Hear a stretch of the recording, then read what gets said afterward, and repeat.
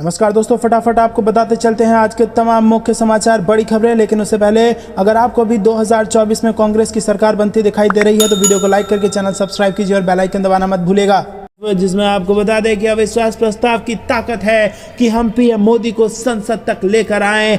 अधीर रंजन चौधरी ने किया पीएम मोदी पर हमला। जी हां दोस्तों, प्रधानमंत्री नरेंद्र मोदी संसद में मणिपुर हिंसा पर विपक्ष की ओर से लाए गए अविश्वास प्रस्ताव की चर्चा पर उन्होंने जवाब दिया और इधर लोकसभा में विपक्ष नेता भाषण दे रहे थे। कांग्रेस नेता अधीर रंजन चौधरी ने कहा कि ये अविश्वास प्रस्ताव की ताकत है कि हम पीएम मोदी को संसद तक खींच लाए। अधीर रंजन ने कहा कि जहां राजा अंधा होता है वहां द्रौपदी का चीरहरण होता है। हालांकि संसद से ये बात हटा दिया गया है। देश का मुखिया होने के नाते पीएम मोदी को मणिपुर के लोगों के सामने मन की बात करनी चाहिए थी। ये मांग कोई गलत नहीं है, ये आम लोगों की मांग है। उन्होंने कहा कि मोदी 100 बार देश के पीएम बने, हमें कोई लेना देना नहीं, हमें देश के लोगों से लेना देना है। चौधरी ने कहा कि हम ये कहना चाहते हैं कि पीएम मोदी हर चीज में कुछ न कुछ बोलते हैं, लेकिन मणिपुर पर वो चुप हैं। हमें ये बिल्कुल पसंद नहीं है। मणिपुर से 2 सांसद हैं, उन्होंने बोलने का उन्हें मौका नहीं दिया जाता।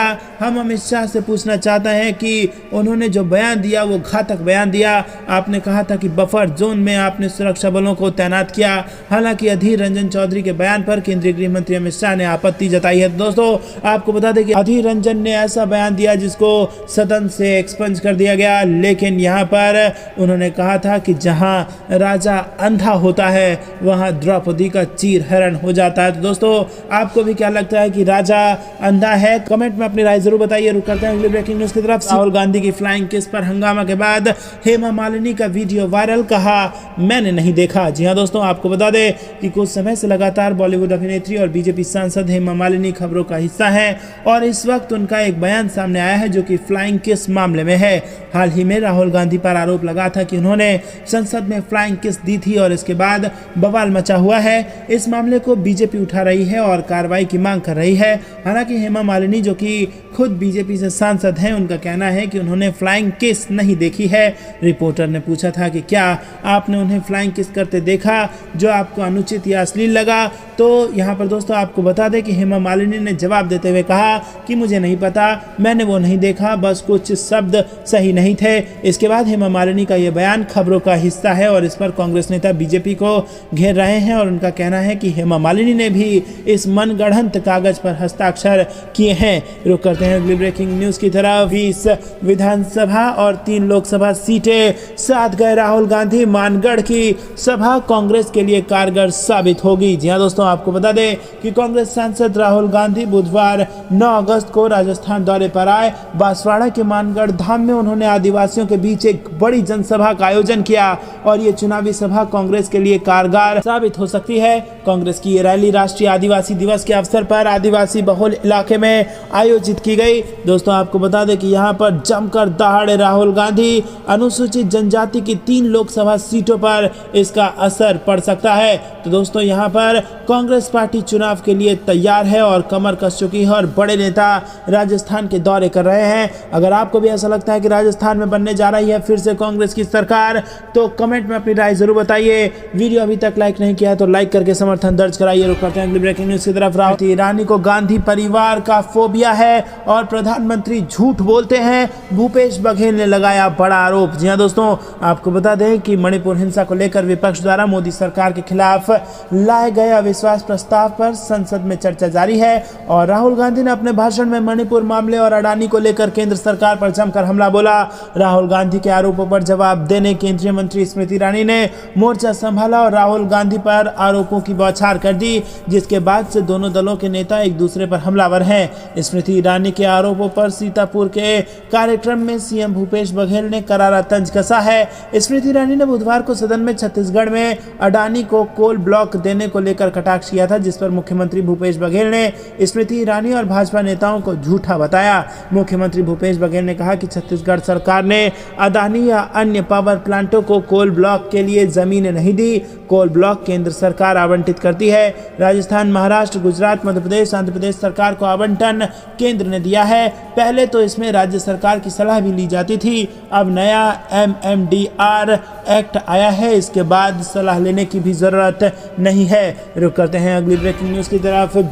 एनडीए को बड़ा झटका, विपक्ष के अविश्वास प्रस्ताव का समर्थन करेगा मिजो नेशनल फ्रंट। जी हां दोस्तों, बड़ा झटका लगा है मोदी सरकार को। मिजोरम के नॉर्थ ईस्ट डेमोक्रेटिक अलायंस का सहयोगी सत्तारूढ़ मिजो नेशनल फ्रंट केंद्र की मोदी सरकार के खिलाफ लाए गए अविश्वास प्रस्ताव का समर्थन कर रहा है। ये जानकारी लोकसभा सांसद ली लाल रोसांगा ने दी है। रुक करते हैं अगली ब्रेकिंग न्यूज की तरफ। इसी को सता रहा चुनावी हार का डर, 36 बिरादरी के भाईचारे को लेकर अभय सिंह चौटाला ने दिया बड़ा बयान। जी हां दोस्तों, नूह में 31 जुलाई को हुई हिंसा के बाद अब नूह, गुरुग्राम, फरीदाबाद और पलवल से बड़ी संख्या में एक समुदाय के लोग पलायन कर रहे हैं, जिसको लेकर इनेलो के राष्ट्रीय महासचिव और विधायक अभय चौटाला ने ट्वीट कर बीजेपी पर निशाना साधा। उन्होंने ट्वीट कर लिखा कि बीजेपी चुनावी हार के डर से 36 बिरादरी के भाईचारे को तोड़ने में लगी हुई है। इससे प्रदेश की अर्थव्यवस्था का नुकसान हो रहा है। डर के माहौल में कोई काम नहीं करना चाहता।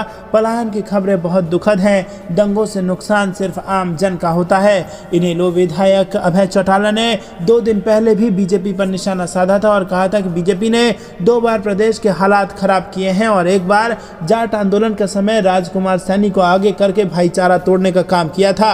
रुक करते हैं अगली ब्रेकिंग न्यूज की तरफ। प्रियंका गांधी का बीजेपी पर बड़ा हमला, कहा फूट डालो, राज करो की राजनीति करती है भाजपा। जी हां दोस्तों, आपको बता दें कि भारत छोड़ो आंदोलन की वर्षगांठ पर कांग्रेस नेता प्रियंका गांधी ने भाजपा पर फूट डालो और राज करो की नीति अपनाने का आरोप लगाया और लोगों से यह आग्रह किया कि वो नफरत, महंगाई और बेरोजगारी भारत छोड़ो आंदोलन अपनाएं। अगस्त क्रांति दिवस के अवसर पर उन्होंने स्वतंत्रता सेनानियों को श्रद्धांजलि अर्पित की।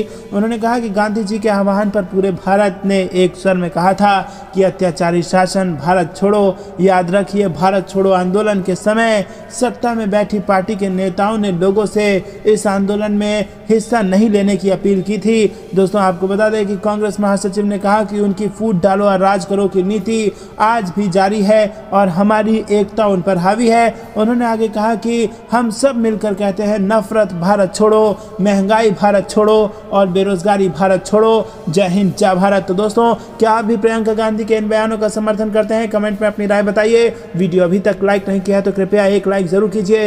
रुक करते हैं अगली ब्रेकिंग न्यूज की तरफ। सिंधिया को एक और बड़ा झटका, सदन में भाषण दे रहे थे सिंधिया और यहाँ पर बीजेपी को लग गया मध्य प्रदेश में बड़ा झटका, कांग्रेस ने लगा दिया चूना। जी हां दोस्तों, सिंधिया को बड़ा झटका लगा है। दिग्गज नेता ने बीजेपी छोड़कर कांग्रेस का हाथ थाम लिया है। जी हां दोस्तों, आपको बता दें कि विधानसभा चुनाव नजदीक आने के साथ ही नेताओं का पाला बदलने का सिलसिला जोर पकड़ता जा रहा है। पिछले चुनाव के बाद कांग्रेस से बीजेपी में पहुंचे केंद्रीय मंत्री ज्योतिरादित्य सिंधिया को यह बड़ा झटका लगा है। सिंधिया के करीबी नेता और कांग्रेस छोड़कर बीजेपी में गए रघुराज सिंह धाकड़ ने पाला बदल लिया और धाकड़ ने सिंधिया व बीजेपी का साथ छोड़कर फिर कांग्रेस का पंजा थाम लिया है। गुरुवार को उन्होंने अपने समर्थकों के साथ कांग्रेस की सदस्यता ग्रहण कर ली। शिवपुरी के कोलारस के रघुराज सिंह धाकड़ समाज के प्रमुख नेता हैं और इनके अलावा चंदेरी से जजपाल सिंह यादव और यदुराज सिंह यादव ने भी समर्थकों के साथ कांग्रेस की सदस्यता ग्रहण कर ली है। रुक करते हैं अगली ब्रेकिंग न्यूज की तरफ। मणिपुर पर चुप्पी साधी गई। महुआ मोइत्रा बोली, मोदी सरकार बताए कि किस राज्य में लूटे गए हजारों हथियार और लाखों गोलियां। जी हां दोस्तों, अविश्वास प्रस्ताव पर लोकसभा में चर्चा के दौरान टीएमसी सांसद महुआ मोइत्रा ने मोदी सरकार पर जमकर हमला बोला है। टीएमसी सांसद महुआ मोइत्रा ने कहा कि ये सिर्फ अविश्वास प्रस्ताव नहीं, हमें पता है हमारे पास नंबर नहीं है। हम इंडिया बनकर इसलिए नहीं आए हैं क्योंकि इस सरकार को गिराना चाहते हैं। हम लोकतांत्रिक तरीके से अपनी बात कह सकें, इसलिए हम नए विश्वास के साथ आए हैं। बीजेपी ने मणिपुर में हिंदुस्तान का कत्ल किया, आप देशद्रोही हो। राहुल गांधी ने ऐसा बयान देकर बीजेपी पर तीखा हमला किया था और अब महुआ मोइत्रा ने भी बीजेपी पर जबरदस्त आरोप लगाए हैं। मणिपुर मामले पर महुआ मोइत्रा ने कहा कि मणिपुर के मुद्दे पर जो चुप्पी साधी गई, हम उसके खिलाफ हैं। जहरीले बयान दिए गए, कहा गया कि राजस्थान, बंगाल में मुद्दों पर चर्चा क्यों नहीं हुई, लेकिन मैं बताना चाहती हूं कि मणिपुर का मुद्दा अलग है। नफरती अपराध एक समुदाय के लिए मणिपुर में हो रहा है। वो महिलाएं इंसाफ भी नहीं पा रही हैं। यहाँ युद्ध चल रहा है समुदाय के बीच। 3 महीने में 150 से ज्यादा लोग मारे गए हैं और उन्होंने कहा कि अब तक किस राज्य में थानों से हजारों हथियार और लाखों गोलियां लूटी गई। दोस्तों, रुक करते हैं अगली ब्रेक। ब्रेकिंग न्यूज की तरफ, जिसमें आपको बता दें कि 1.5 घंटे से भी ज्यादा बोलने के बाद भी पीएम मोदी मणिपुर पर एक शब्द नहीं बोले। समूचे विपक्ष ने सदन से वॉकआउट कर दिया। जी हां दोस्तों, आपको बता दें कि पहले भी जब गंभीर मामले इस देश के सामने आए, जब ऐसे गंभीर मामले जिसने एक राज्य को जला दिया हो, ऐसे मामले जब भी सामने आए, देश के प्रधानमंत्री ने न केवल उसकी जिम्मेदारी ली बल्कि जवाब भी देश की संसद को दिया, यानी कि देश के लोगों को दिया। लेकिन इस वक्त एक ऐसी खबर आ रही है जिसने देश को यहां पर निराश किया है, क्योंकि प्रधानमंत्री मोदी मणिपुर पर कुछ नहीं बोले। 1.5 घंटे के भाषण में मणिपुर पर कुछ भी बोलने से बचे पीएम मोदी, जिसके बाद देश की जनता निराश है कि आखिरकार जब देश का एक राज्य जल रहा है तो उसकी जिम्मेदारी कौन लेगा, उसकी जवाबदेही किसकी होगी। लोकसभा में अविश्वास प्रस्ताव पर पीएम मोदी के भाषण का समूचे विपक्ष ने बहिष्कार करते हुए सदन से वॉकआउट कर दिया। 1.5 घंटे से भी ज्यादा बोलने के बाद भी पीएम ने मणिपुर पर एक शब्द भी नहीं बोला और इसके विरोध में समूचे विपक्ष ने सदन से वॉकआउट कर दिया। तो दोस्तों, क्या आपको भी ऐसा लगता है कि विपक्ष ने वॉकआउट करके एकदम ठीक किया, क्योंकि मणिपुर पर चर्चा होनी थी, मणिपुर पर चर्चा नहीं हुई, लेकिन मन की बात पर चर्चा होती रहती है। तो दोस्तों, अगर आप भी विपक्ष का समर्थन करते हैं और वीडियो लाइक नहीं किया तो लाइक करके समर्थन दर्ज कराइए।